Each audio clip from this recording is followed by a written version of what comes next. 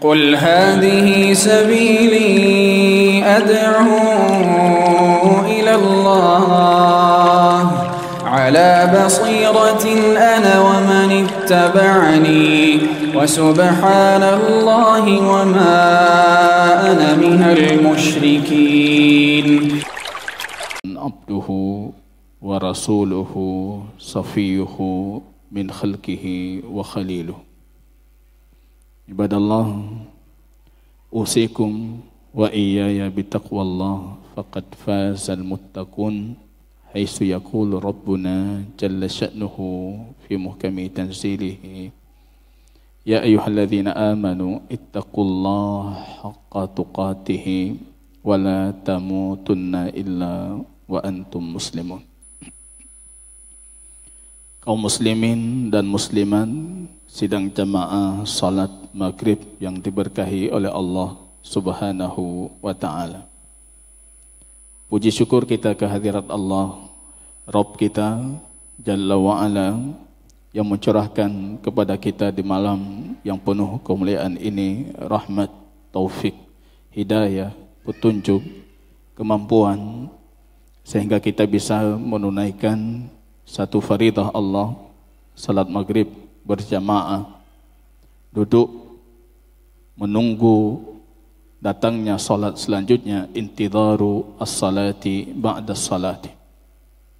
Dan pahalanya disebutkan dalam hadis Imam Muslim, pahala yang sangat besar disebutkan oleh baginda Rasul, ditinggikan derajat kita di sisi Allah, dihapuskan dan dihilangkan dosa-dosa kita. Dalam satu hadis yang sahih, baginda Rasul sallallahu alaihi wasallam mengatakan, innallaha idza ahabba 'abdan ista'malahu. Allah itu kalau mencintai seorang hamba, Allah akan memperbudak hamba itu untuk ketaatan. Ditanyakan oleh para sahabat, wa masta'malahu ya Rasulullah, apa maksud Allah memperbudaknya itu? Baginda Rasul mengatakan, Allah berikan dia taufik melakukan kebaikan, kemudian Allah berikan kepadanya ganjaran pahala. Jangan lupa dalam ketaatan itu, ketaatan dan ibadah yang kita lakukan itu tidak mungkin terjadi tanpa peran taufiknya Allah Subhanahu wa ta'ala. Salawat dan salam kita doakan juga ke Habib kita baginda Rasul Muhammad sallallahu alaihi wasallam. Jamaah kaum muslimin, kembali kita lanjutkan kajian akidah dan tauhid kita. Di malam yang penuh keberkatan ini kita kaji kembali kitab At-Tauhid fi Dhawi Aqidati Al-Imam Asy-Syafi'i rahimahullahu ta'ala. Pembahasan tauhid di bawah payung akidahnya Al-Imam Asy-Syafi'i rahimahullahu ta'ala. Jamaah kaum muslimin, ketika kita kaji di pertemuan sebelumnya dan sudah kita lakukan kajian terhadap pembahasan sebelumnya itu dalam 3 pertemuan, yaitu pembahasan tentang ketakutan atau kekhawatiran terhadap kesyirikan, bahaya syirik. Kita sudah menyebutkan beberapa alasan yang disebutkan oleh Imam Asy-Syafi'i, misalnya dari ayat-ayat Allah dan hadis-hadis baginda Rasul sallallahu alaihi wasallam tentang bahaya syirik itu. Bahaya sekali syirik itu jamaah kaum muslimin, karena dengan kesyirikan kita dijamin tidak akan mendapatkan pengampunannya Allah Subhanahu wa ta'ala. Padahal itu yang diharapkan oleh setiap orang yang beriman. Jamaah kaum muslimin rahimani wa rahimakumullah. Kita lanjutkan ke bab yang keempat. Di sini disebutkan oleh pengarang kitab kita, innad dina huwal inqiyadu wal qabulu at-tamu wal ikhlasu aw wa ikhlasul ibadati lillah. Agama itu hakikatnya, kata beliau, al-inqiyadu wal qabulu tamu. tunduk, patuh, penerimaan yang sempurna, mengikhlaskan ibadah karena Allah. Itu hakikat dari agama. Ini sebelum kita lanjutkan ke pembahasan riwayat Imam Asy-Syafi'i, kita berhenti di sini jamaah kaum muslimin di judulnya dulu. Apa arti agama tanpa ketundukan? Tanya Hanas mati. Kita enggak mau taat. Apa arti agama tanpa qabul? Kita enggak mau menerima. Kalau kata Syekh Islam Ibn Taimiyah, agama itu khabarun wa amrun. Berita dan perintah. Sejatinya orang beriman menerima berita itu dengan tasdik. Percaya kita. Yang penting Allah, Rasul katakan. Percaya kita. Allah, Rasul katakan. Kalau itu amrun, perintah, sejatinya orang beriman menerimanya dengan melakukan apa yang diperintahkan. Ini konsep beriman. Kalau Anda punya ini, kalau kita lihat dari judul bab kita, itulah agama. Berkhutbah baginda Rasul selepas salat subuh itu. Man ghaza ma'iyal amsi, yang kemarin ikut perang Uhud, mari bersiap-siap kita berangkat lagi. Yang tidak ikut kemarin tidak perlu berangkat. Dah meninggal 70 orang, luka-luka, berdarah. Ada yang harus dibopong itu, pergi berjihad, pergi berangkat. Itu kita kenal dengan peperangan Ainus Syam. Pulang mereka, Allah puji.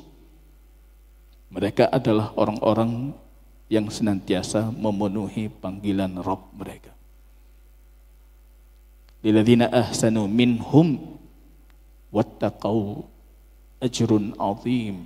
Bagi mereka pahala yang besar, kata Allah. Kita nggak bisa kejar itu, Pak. Kita dipanggil salat saja. Panggilan yang sederhana, melakukannya pun sederhana, Pak. Tapi masih terasa berat ini. Patuh. Itu yang kurang. Maka agama kita kurang, iman kita kurang. Taat, itu yang kurang jemaah kaum muslimin. Berserah diri terhadap berita Allah. Apa yang Allah kabarkan, kita percaya. Yang sudah terjadi Allah kabarkan, kita percaya. Yang akan terjadi Allah kabarkan, kita percaya. Apa yang Allah suruh, kita terima. Penerimaannya dengan mentaati ya apa yang Allah suruh, meninggalkan apa yang Allah larang. Itu agama. Hadisnya jamaah kaum muslimin, rawa al-Imam Asy-Syafi'i, Imam Asy-Syafi'i meriwayatkan dengan sanadnya hadis Abu Hurairah. Hadis ini kalau kita teliti justru diriwayatkan oleh 7 para sahabat baginda Rasul. Abu Hurairah, Ibnu Umar, Abdullah Ibnu Abbas dan lain-lain. Dari Abu Hurairah saja itu diriwayatkan oleh 30 para tabi'in. Hadisnya sahih. Secara makna mutawatir. Itu kategori hadis yang tidak bisa ditolak, Pak. Kenapa saya sebutkan mukaddimah itu? Supaya kita pahami banyak hari ini yang mendakwakan diri mereka intelektual muslim menolak hadis ini. Karena berpikir hadis ini bertolak belakang dengan ayat itu. Hadis ini apa? Abu Hurairah mengatakan bahwasanya baginda Rasul sallallahu alaihi wasallam bersabda, umirtu, ataupun dalam riwayat lafaz Imam Asy-Syafi'i, la azalu uqatilun nas. Aku diperintahkan untuk memerangi manusia hatta yaqulu la ilaha illallah, sehingga mereka mengatakan la ilaha illallah.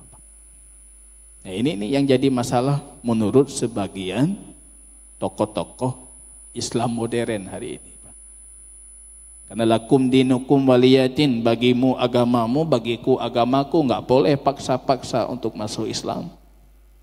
La ikraha fiddin, nggak ada paksaan dalam agama, nggak boleh ada paksa-paksa. Ini hadis ini bertolak belakang. Yang lucunya ketika mereka mendapati menurut mereka bertolak belakang, hadisnya yang ditolak, Pak. Masuk ke pembahasan kita tadi, mana patuhnya, mana taatnya, mana penerimaannya untuk hadis baginda Rasul. Imam Syafi'i ini imam kita. Beliau meriwayatkan dalam kitabnya. Para ulama semuanya meriwayatkan dan hadisnya sahih. Tidak ada seorang pun ulama yang melemahkan hadis ini. Kalau Anda cerdas, Anda berilmu, tidak mungkin berfikir hadis ini menyelisihi Al-Quran tadi. Anda saja kurang belajar. Ini di kampus-kampus kita udah mulai ini dipopulerkan hadis umirtu an uqatilanna, perintah memerangi manusia sehingga mengatakan la ilaha illallah, itu tidak relevan. Itu tidak cocok. Itu menyelisihi ayat. Bagaimana mungkin hadis sahih menyelisihi ayat yang datang dari Allah, sedangkan baginda Rasul juga tidak berbicara dengan hawa nafsunya. Kita saja yang masih bodoh. Baca lagi nanti, la ikraha fiddin, tidak ada paksaan dalam agama, itu ada sebab nuzulnya. Ada sebab turun ayat itu. Disebutkan dalam hadis yang lain, dalam Sunan Abu Daud, sebab turun la ikraha fiddin. Tidak ada pemaksaan dalam agama. Itu rupanya turun ayat itu karena syariah jihad. Mereka menafikan syariah jihad ini. Padahal ayat la ikraha fiddin turun gara-gara syariah jihad. Baginda Rasul mengusir kaum Yahudi Banu Nadir dari kota Madinah. Mereka harus berangkat ke Khaybar itu. Ya, karena menyelisih perjanjian dengan baginda Rasul. Tiba-tiba ada seorang wanita mengatakan, kami tidak bisa pergi sedangkan anak-anak kecil kami masih di Madinah. Ditanyakan oleh Rasul, kenapa? Rupanya tradisi orang Yahudi, ketika anaknya baru lahir, si ibu itu akan berdiri di hadapan anaknya yang baru lahir itu, mempelototi matanya, melihat mata dan mukanya seperti ini, mengatakan, demi Allah aku bernazar, aku akan jadikan anak ini Yahudi nanti. Maka ketika dia diusir dari Madinah, dia khawatir kalau nazarnya itu tidak bisa ditunaikan karena anak-anaknya sudah jadi rampasan kaum muslimin. Turun ayat la ikraha fiddin. Anda tidak punya hak untuk memaksa dalam agama. Kalau ayat itu kita nafikan jihad, keliru, karena ayat itu turun gara-gara jihad.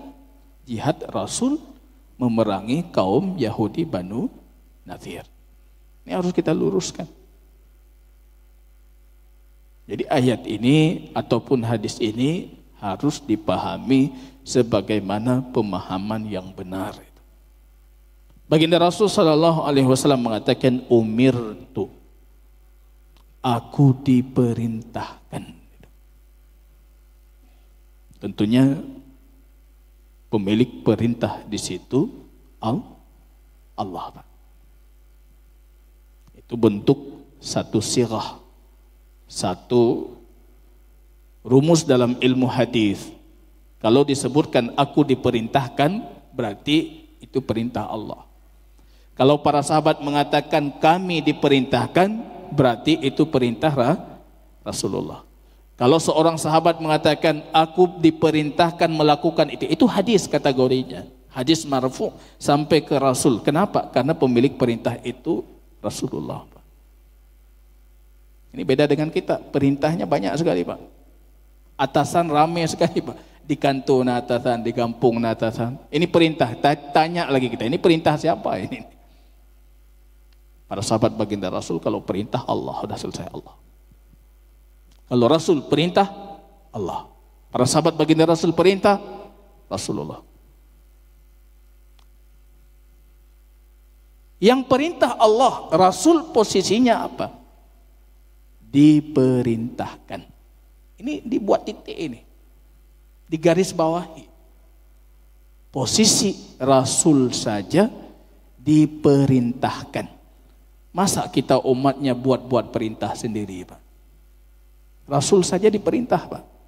Nerima perintah dari Allah. Kamu buat ini, kamu buat itu, ibadah seperti ini, ibadah seperti itu, nerima perintah. Kok bisa umat Muhammad yang seharusnya mengikuti Rasul, justru kita membuat perintah, Pak? Allah sudah suruh kita buat perintah baru. Allah sudah ajarkan kita buat tata cara baru. Ini konsep perintah dan yang diperintahkan salah. Baginda Rasul mengatakan, umirtu, aku diperintahkan, an uqatilan nas, atau la azalu, tidak akan berhenti, atau tidak akan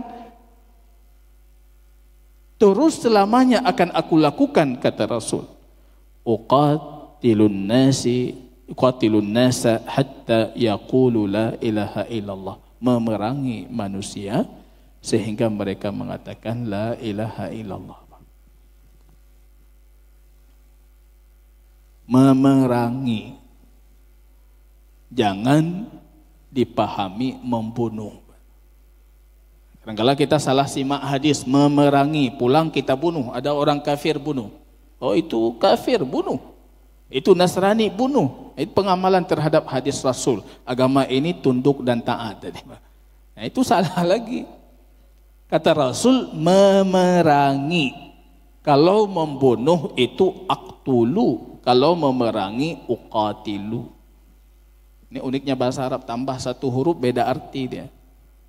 Memerangi itu tidak mesti membunuh, walaupun bisa sampai tahap membunuh itu. Ada konsep jihad yang perlu diperdalami lagi, syarat-syaratnya. Kapan boleh negara Islam itu memerangi negara kafir misalnya. Ketika ada kezaliman, mereka melakukan kezaliman, mereka tidak memberikan hak-hak orang Islam itu untuk melakukan syariah dan agama mereka dengan syarat-syarat itu, banyak itu. Jadi bukan hadis ini berlawanan dengan ayat tadi. Hatta yaqulu la ilaha illallah, sehingga mereka mengatakan la ilaha illallah.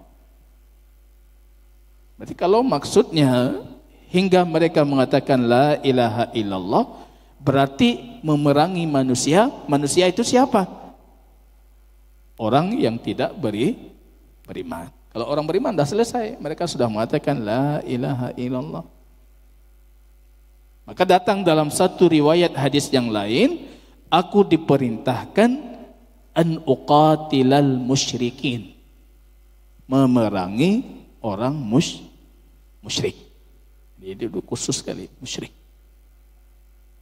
Hingga mereka mengatakan la ilaha illallah. Fa idza qalu la ilaha illallah, kalau mereka sudah mengatakan la ilaha illallah, faqad asamu minni dima'ahum wa amwalahum illa bihaqqiha. Kalau mereka sudah mengatakan la ilaha illallah, sungguh sudah terjaga dariku darah mereka dan harta mereka. Mereka statusnya muslim, darahnya terjaga, hartanya terjaga. Kalau mereka sudah mengatakan la ilaha illallah.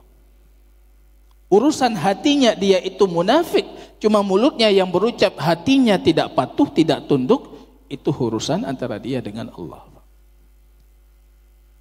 Kita cuma menghukumi zahir yang nampak. Ketika Usamah ibnu Zaid dalam satu peperangan membunuh satu orang kafir, ketika dihunuskan pedangnya dia mengatakan la ilaha illallah. Usamah berfikir dia takut dengan pedang, akhirnya mengatakan la ilaha illallah, ditebas kepalanya, dibunuh.